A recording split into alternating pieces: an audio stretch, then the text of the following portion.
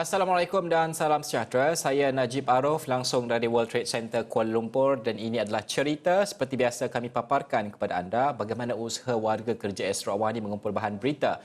Tetapi pada jam ini, tumpuan Astro Awani dan juga seluruh rakyat Malaysia sudah pastilah menantikan pengumuman oleh Yang Amat Berhormat Perdana Menteri Tan Sri Muhyiddin Yassin yang dijangka akan berlangsung pada sekitar jam 6 petang. Astro Awani akan membawakan secara langsung perutusan tersebut yang dijangka berkait dengan pelaksanaan perintah kawalan pergerakan dan juga mungkin juga kawalan pergerakan yang lebih ketat yang akan diumumkan. Perinciannya hanya akan diumumkan oleh Perdana Menteri yang akan kami bawakan dan kami akan analisis kesannya bukan sahaja dari sudut keadaan sosial masyarakat tapi juga sudut ekonomi itu sendiri, bagaimana untuk kita memahami kemungkinan-kemungkinan yang akan diumumkan nanti. Sudah pastilah cerita ini biasanya kami bawakan cerita warga kerja Astro Awani, tetapi kali ini dan hari ini pada episod kali ini berbeza sedikit. Saya ingin membawakan pengalaman dan juga cerita bagaimanakah rasanya lockdown. Kalau di Malaysia ini kita panggil PKP lah. Di lockdown di negara-negara lain seperti contoh di United Kingdom, di UK sebagai contoh. Itu yang saya bincangkan pada jam ini bersama dengan salah seorang rakyat Malaysia yang berada di UK iaitu Sivagami Vinayagan yang bersedia pada ketika ini langsung Skype. Terima kasih kerana sudi bersama dengan kami pada jam ini. Kami ini masih lagi rakyat Malaysia menantikan pengumuman oleh Perdana Menteri sama ada akan ada PKP 2.0. Itu amat dinantikan kerana kita lihat kes di Malaysia ini saban hari semakin tinggi. Dalam konteks Malaysia untuk kes 2,000 lebih ke 3,000 ini adalah tinggi bagi kami. Dan juga kalau di UK itu mungkin angkanya jauh lebih tinggi lah. Tapi UK ini sudah menyaksikan beberapa siri lockdown mungkin. Apa yang boleh dikongsikan sendiri? Bagaimana keadaan lockdown di UK? Adakah berbeza dengan lockdown kali pertama diperkenalkan dengan yang baru-baru diperkenalkan dan tahap pematuhan penduduk UK sendiri kalau dikongsikan? Selamat sejahtera saudara Najib, terima kasih. Di United Kingdom, saya duduk di London, setelah bermahu starting di London, dan di United Kingdom terutamanya, pengumuman lockdown adalah susulan peningkatan pesat dalam jangkitan kemasukan ke hospital dan peningkatan kes kematian di seluruh negara disebabkan oleh varian baru COVID-19. Pakar sains ataupun saintis telah pun mengesahkan bahawa varian baru ini menular 50% hingga 70% lebih pantas kalau dibandingkan dengan varian yang sebelum ini. So, national lockdown, istilah lockdown yang kami gunakan di sini, national lockdown ini adalah yang ketiga diumumkan pada 4 Januari.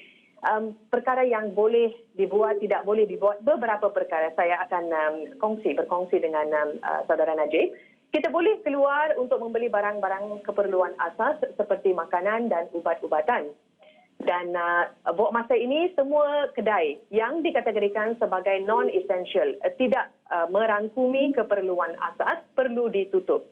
Restoran-restoran masih ditutup, tetapi boleh berkhidmat untuk take away services. Kalau di Malaysia kita gunakan istilah tapau. Dan rakyat juga diseru untuk berada di rumah jika kita boleh bekerja daripada rumah. Kita gunakan istilah we work from home. Dan di sini kami boleh keluar untuk tujuan bersenam bersama teman serumah ataupun kita boleh pergi untuk bersenam bersama our support group. Support group probably I gunakan istilah gelembung sokongan. Dan juga boleh keluar untuk mengelakkan kecederaan ataupun domestic violence. Itu dan saudara telah bertanya berkenaan dengan bilangan kes di sini.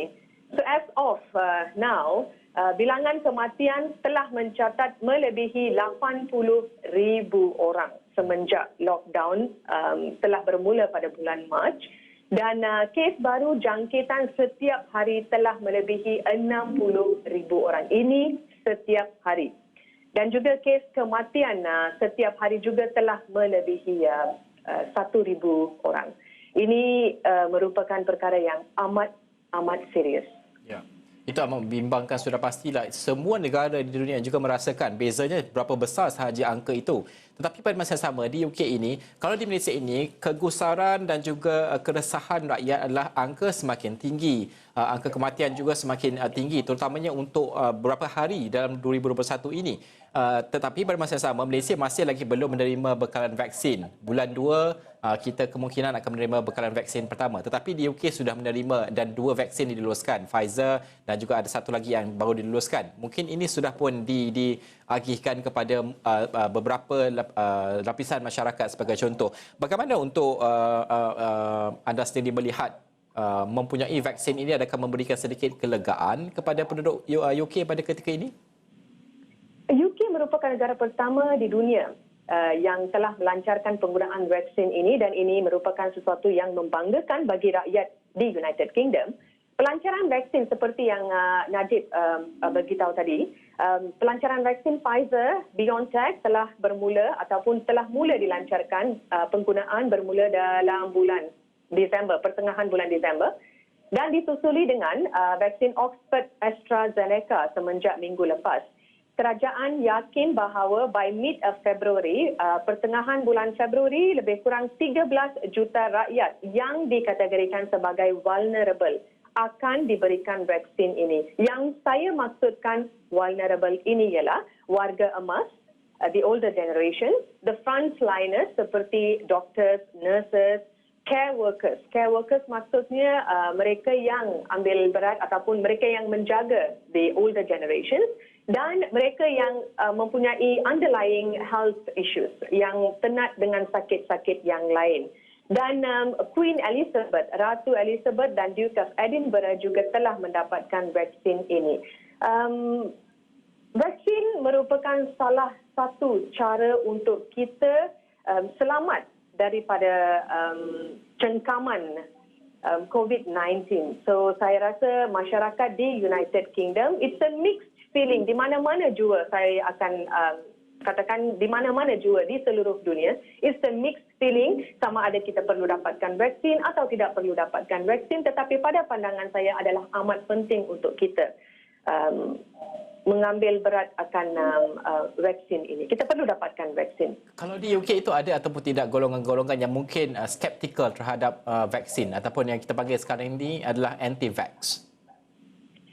Of course, ada yang berita di seluruh dunia kata ada yang kata vaksin ini akan memberikan kesan-kesan sampingan seperti rashes dan bla bla bla.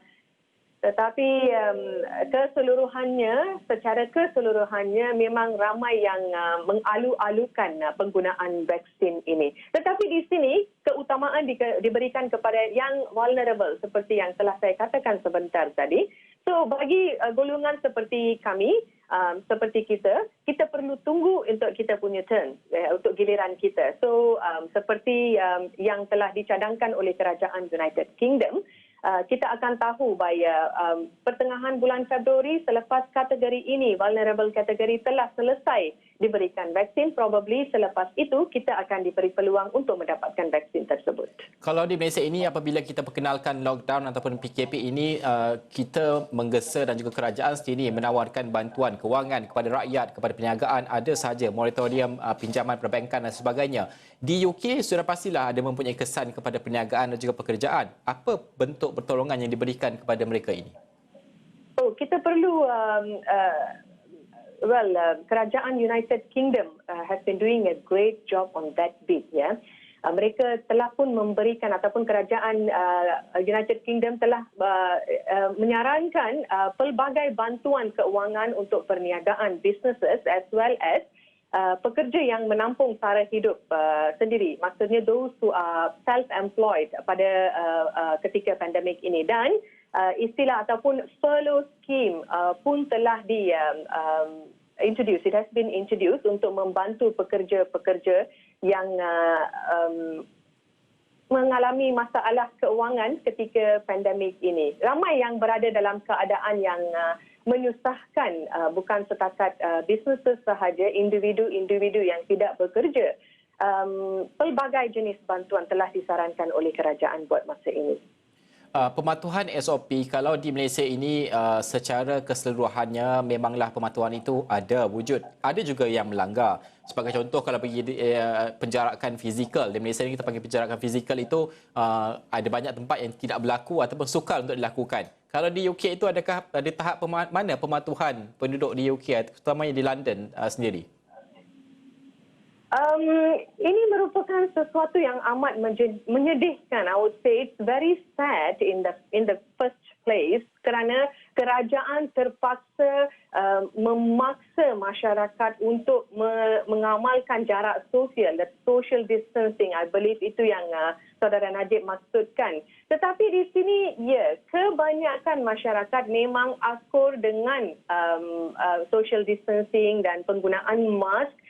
Mula-mula pada ketika awal mungkin tidak begitu penting untuk masyarakat di sini ataupun di mana-mana juga, tetapi selepas pakar saintis mengatakan bahawa varian baru ini menular lebih 50 hingga 70% lebih pantas kalau dibandingkan dengan yang sebelum ini, masyarakat telah pun sedar akan kepentingan perkara-perkara seperti mengamalkan jarak sosial dan penggunaan mask. Di mana juga mereka berada, memang mereka menggunakan ataupun mengamalkan perkara-perkara ini.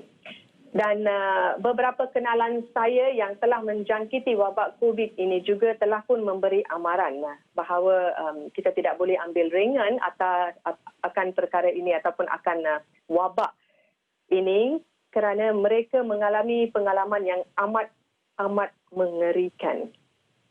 Ya, kalau di London ataupun di UK secara keseluruhannya ada ramai rakyat Malaysia sama ada pelajar yang bekerja di sana ataupun menetap di sana. Bagaimana perhubungan antara sesama rakyat Malaysia mungkin untuk security, untuk keselamatan mereka juga berhubung sesama rakyat Malaysia, mungkin juga berkongsi pandangan, note dan sebagainya. Bagaimana ini berlaku pada pandangan Sebagai Kami sendiri? Saya berkhidmat. I am with the Malaysian High Commission di London. Yeah. So, Pesuruhjaya Tinggi Malaysia di London. Saya berkhidmat sebagai officer. So, kami akan membantu. Bila-bila kami boleh, memang boleh berhubung dengan the High Commission of Malaysia in London. Dan kami juga ada WhatsApp group yang boleh membantu masyarakat Malaysia di United Kingdom berhubung dengan kami sekiranya mereka memerlukan sebarang pertolongan. Setakat ini apa antara bentuk mungkin pertolongan ataupun pertanyaan yang mereka ajukan? Adakah ada yang bertanya macam mana nak pulang ke Malaysia dan sebagainya? Of course, itulah merupakan soalan pertama yang akan mereka ajukan kepada High Commission of Malaysia ataupun siapa-siapa rakan-rakan atau teman-teman Malaysia di sini. Mereka nak balik ke rumah, mereka hendak pulang ke rumah, macam bagaimana proses untuk pulang ke rumah. Buat masa ini, kita perlu memberikan keutamaan kepada keselamatan kita. Saya tidak berada dalam tempat untuk memberikan sebarang advice sama ada boleh pulang ataupun tidak boleh pulang, tetapi kalau boleh tunggu kita boleh tunggu, tetapi kalau kita tidak boleh tunggu memang boleh pulang ke Malaysia. Even bila kita nak pulang ke Malaysia, kita terpaksa mengambil pesawat dan kita terpaksa berjumpa ataupun bersaing dengan masyarakat lain daripada pelbagai negara yang lain. So kita tak tahu bagaimana kita akan dapat wabak ini, how we are going to contract this disease, this coronavirus. You have got no idea. So buat masa ini, kalau kita boleh berada di rumah, kalau kita boleh to make sure, to ensure that we are safe, itulah kepentingan yang perlu kita berikan. Ini pandangan saya. Ya, itu berbezanya. Itu sebenarnya soal risiko demi keselamatan mereka juga kan, bukannya suka-suka lah untuk tak boleh balik dan sebagainya kan. Itu yang kita faham. Terima kasih Siva Gami Vinayagan yang mengkongsikan tentang rakyat Malaysia yang berada di London dan juga bekerja dengan pihak High Commissioner di sana, dan juga terima kasih kerana berkongsikan kerana penting untuk kita juga memahami situasi di luar negara, kerana acap kali rakyat Malaysia ini melihat konteks dalam negara, apa yang berlaku dalam negara, PKP dan sebagainya, tetapi di luar negara juga kita perlu fahami bagaimana cara mereka menyelesaikan permasalahan, bagaimana rakyatnya menerima segala dasar dan juga arahan pihak berkuasa dan sebagainya. Terima kasih, dan juga sudah pasti kami warga kerja Sarawak, saya percaya juga rakyat Malaysia mendoakan kesejahteraan dan juga keselamatan semua rakyat Malaysia yang berada di luar negara yang kini berdepan dengan wabak, khususnya di negara-negara yang mungkin mencatatkan kes harian yang begitu tinggi sekali. Terima kasih sekali lagi Siva Gami Vinayagan kerana bersama dengan kami. Okey, cerita kita akan berhenti rehat seketika. Kita akan kembali selepas ini.